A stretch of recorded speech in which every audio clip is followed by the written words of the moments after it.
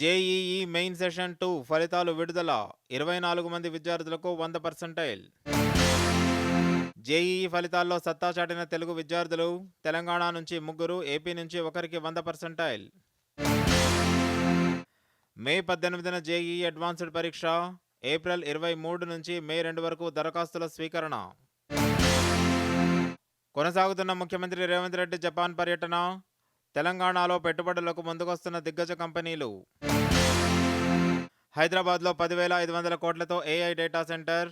ముఖ్యమంత్రి సమక్షంలో కుదిరిన త్రైపాక్షిక ఒప్పందం. 562 కోట్లతో హైదరాబాద్లోని రుద్రారంలో తోషిబా పరిశ్రమ. ఐఐటిడితో ఒప్పందం కుదుర్చుకున్న తెలంగాణ రాష్ట్ర ప్రభుత్వం. అకాల వర్షాలతో అన్నదాతకు భారీ నష్టాలు. నేలరాలిన మామిడి, బొప్పాయి పంటలు. వడగళ్లతో దెబ్బతిన్న వరి, మొక్కజొన్న. అకాల వర్షాలతో మెదక్, సిద్దిపేట జిల్లాల్లో భారీ నష్టం. చేతికొచ్చిన పంట నీటిపాలైందని రైతన్నల ఆవేదన.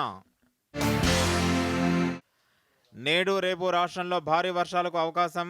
పలు జిల్లాలకు ఎల్లో అలర్ట్ జారీ చేసిన వాతావరణ శాఖ. ప్రతి గ్రామానికో రెవెన్యూ ఖాతా. భూభారతిలో కొత్త నిబంధన. ఏటా డిసెంబర్ 31న అచ్చువేసి బదిలపరిచేలా మార్గదర్శకాలు.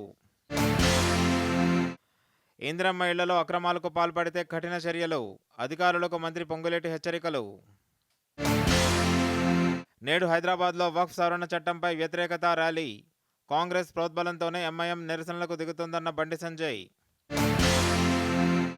బెంగాల్ హింసకు వ్యతిరేకంగా విహెచ్పి, బజరంగ్ దళ్ ర్యాలీలు రాష్ట్ర వ్యాప్తంగా నిర్వహించనున్నట్లు వెల్లడి. బీఆర్ఎస్ నేతలతో నేడు కేటీఆర్ సమావేశం. వరంగల్ బీఆర్ఎస్ ఆవిర్భావ సభపై దిశానిర్దేశం.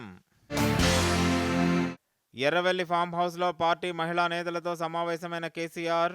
త్వరలోనే 33% మహిళా రిజర్వేషన్లను అమల్లోకి వస్తాయని వెల్లడి. అగ్నివీర్ వాయు దరఖాస్తులను ఆహ్వానిస్తున్న ఇండియన్ ఎయిర్ ఫోర్స్. ఈ నెల 21 నుంచి మే 11వ తేదీ వరకు దరఖాస్తు చేసుకోవాలని సూచన. జూన్లో ఈపీఎఫ్ఓ 3.0 కేంద్ర మంత్రి మన్సుఖ్ మాండవీయ వెల్లడి. అందుబాటులోకి ఆటో క్లెయిమ్, డిజిటల్ కరెక్షన్లు, ఏటీఎం ద్వారా విత్డ్రా సేవలు. యూపీఐ లావాదేవీలపై జీఎస్టీ విధించే ఆలోచన లేదన్న కేంద్రం. సామాజిక మాధ్యమాల్లో జరుగుతున్న ప్రచారం అవాస్తవమని స్పష్టీకరణ. సొంత గడ్డపై ఆర్సీబీ వరుసగా 3వ ఓటమి. పంజాబ్ చేతిలో 5 వికెట్ల తేడాతో ఓడిన బెంగళూరు. నేడు ఐపీఎల్లో డబుల్ ధమాకా. గుజరాత్లో తలపడుతున్న ఢిల్లీ. లక్నోతో తలపడనున్న రాజస్థాన్.